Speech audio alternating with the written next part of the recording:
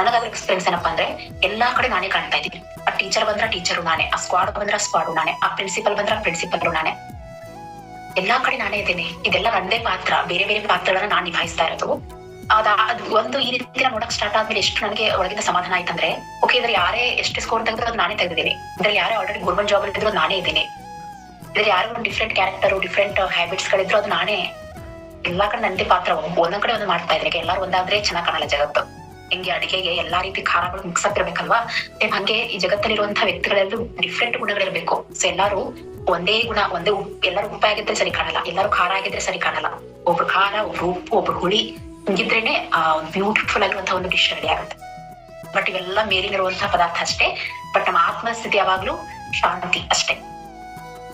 ಮೇಲೆ ನಮ್ಮ ಅನುಭವಕ್ಕೋಸ್ಕರ ಇವೆಲ್ಲ ಡಿಫ್ರೆಂಟ್ ಇರುತ್ತೆ ಅಷ್ಟೇ.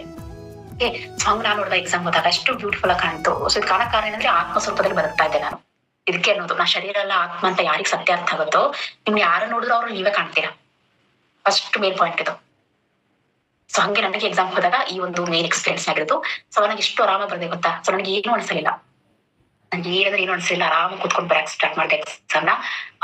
ಸೊ ಎಲ್ಲ ಎಕ್ಸಾಮ್ ನೀಟಾಗಿ ಬಂದು ಸೊ ಸ್ಕೋರಿಂಗ್ ಕೂಡ ಆಯ್ತು. ಸೊ ಇದೆಲ್ಲ ಆಗಿರೋದು ಮೆಡಿಟೇಷನ್ ಇಂದ. ಮೆಡಿಟೇಷನ್ ಒಬ್ಬ ವ್ಯಕ್ತಿಯ ಜೀವನವನ್ನೇ ಬದಲಾಯಿಸುತ್ತೆ. ಎಷ್ಟೋ ಸಲ ನಾವ್ ಏನ್ ಮಾಡ್ತಿದ್ದೇವೆ